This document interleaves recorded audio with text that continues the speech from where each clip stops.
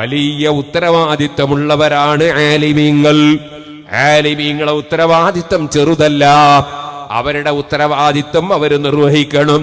അവർക്കറിയുന്ന ഇൽമ് ജനങ്ങൾക്ക് അവർ പറഞ്ഞു കൊടുക്കണം. അവർ ഇൽമ് പഠിപ്പിക്കണം. അതേ, ഞാൻ ഇന്നൊരാൾ എന്നോട് പറഞ്ഞു മുദർരിസിനെ മാറ്റണമെന്ന് ചിലർക്ക് അഭിപ്രായമുണ്ട്. എന്താ കാരണം എന്ന് ചോദിച്ചു ഞാൻ.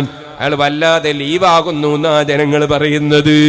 സുബ്ഹാനല്ലാഹ്, മുദർരിസിന് ഉത്തരവാദിത്തമുണ്ട്. കുട്ടികളെ കാലം കഴിക്കാൻ പറ്റൂല. അദ്ദേഹം കൃത്യമായി ക്ലാസ് എടുക്കണം. അതുപോലെ ഞാൻ പറഞ്ഞില്ലേ, മദ്രസയിലെ ഉസ്താദുമാർ സമയമാകുന്നതിന് മുമ്പ് മദ്രസയിലെത്തണം. അവർ കഴിവിന്റെ പരമാവധി ലീവ് എടുക്കാതെ സേവനം ചെയ്യണം. നിശ്ചയിക്കപ്പെട്ട ലീവും എടുക്കാതിരുന്നാൽ അതാണ് നല്ലത്. സുബ്ഹാനല്ലാഹ്, അങ്ങനെ ലീവ് എടുക്കാതെ ഒരു ഉസ്താദ് ജോലിയെടുത്താൽ ആ ഉസ്താദിന് ശമ്പളത്തിന്റെ പുറമേ നമ്മൾ പ്രസന്റേഷൻ കൊടുക്കണം, പ്രോത്സാഹനം കൊടുക്കണം കമ്മിറ്റിക്കാര്. അപ്പോഴാണ് അദ്ദേഹത്തിനും കൂടുതൽ ആവേശം ഉണ്ടാകും, മറ്റുള്ള ഉസ്താദുമാർക്കും ആവേശം ഉണ്ടാകും. അത് നമ്മക്ക് ലാഭമാണെന്ന് വെക്കരുത്. അതനുസരിച്ച് പ്രോത്സാഹനം കൊടുക്കണം. നല്ലത് ചെയ്യുന്നവരെ എപ്പോഴും പ്രോത്സാഹിപ്പിക്കണം. അതൊക്കെ നമുക്ക് ആവശ്യമാണ്. അവിടെയും പറയട്ടെ, കുട്ടികളെ ഉത്തരവാദിത്വമുണ്ട് ഉസ്താദിന്. അതേ, ആ കുട്ടികളെ നന്നായി പഠിപ്പിക്കേണ്ട ഉത്തരവാദിത്വമുണ്ട്. അതവര് നിർവഹിക്കണം. ഒരുപാട് മഹല്ല് കമ്മിറ്റികൾ ഉണ്ടാകും, അവർക്ക് വലിയ ഉത്തരവാദിത്വമുണ്ട്. ആളുകൾ വെറുതെയല്ല പ്രസിഡന്റും സെക്രട്ടറിയും ഒക്കെ ആക്കിയത്. ആ പള്ളിയിലെ ബാത്റൂം നാറുന്നുണ്ടോ? അതേ, പള്ളിയിലെ ഹൗദിൽ വെള്ളമുണ്ടോ? പള്ളിയുടെ പരിസരം വൃത്തിയുണ്ടോ? പള്ളിയിൽ കൃത്യമായി ബാങ്ക് നടക്കുന്നുണ്ടോ? കൃത്യമായി ജമാഅത്ത് നടക്കുന്നുണ്ടോ? അതേ, ഞാൻ നേതൃത്വം നൽകുന്ന ജമാഅത്തിൽ അവിടെ അച്ചടക്കത്തോടെ ചെറുപ്പക്കാര് ജീവിക്കുന്നുണ്ടോ? ഇല്ലെങ്കിൽ കമ്മിറ്റിയുടെ നേതാക്കൾ ഇടപെടേണ്ടതുണ്ട്. ഞാൻ ഇന്നലെ സൂചിപ്പിച്ചതുപോലെ കല്യാണം നിശ്ചയിക്കാൻ പ്രസിഡന്റും സെക്രട്ടറിയും ഉണ്ട്, നിക്കാഹ് ചെയ്തു കൊടുക്കാൻ ഖാദിയാരും ഉണ്ട്.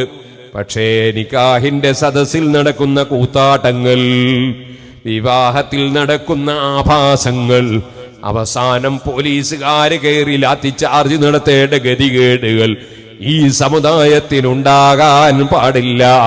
സമുദായത്തിന്റെ വിഷയത്തിൽ നേതൃത്വം കൊടുക്കുന്നവർക്ക് ഉത്തരവാദിത്തങ്ങളുണ്ട്, അവരിടപെടേണ്ടതുണ്ട്. ആഭാസം നടക്കുകയാണോ? ഞങ്ങളെ നിശ്ചയിക്കാൻ കിട്ടൂല, ഞങ്ങള് നേതൃത്വം കൊടുക്കാൻ കിട്ടൂല, നിക്കാഹിന് നമ്മളെ ഖാദിയാര് വരൂല. അങ്ങനെ പറയാനുള്ള ആർജവം കാണിക്കണം കമ്മിറ്റിയുടെ. അതാ ഭാരവാഹികൾ. ഞാൻ പ്രസിഡന്റാണ് എന്ന് പറഞ്ഞാ പോരാ, സെക്രട്ടറിയാണ് എന്ന് പറഞ്ഞാ പോരാ.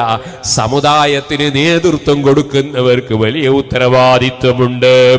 ഇതുപോലെ സുന്നത്ത് ജമാഅത്തിന്റെ പണ്ഡിത സഭകളുണ്ടല്ലോ, അതിലൊന്നിലധികം സഭകളുണ്ടല്ലോ കേരളത്തിൽ. അതിന്റെ ആലിമീങ്ങൾക്ക് ഉത്തരവാദിത്വമുണ്ട്.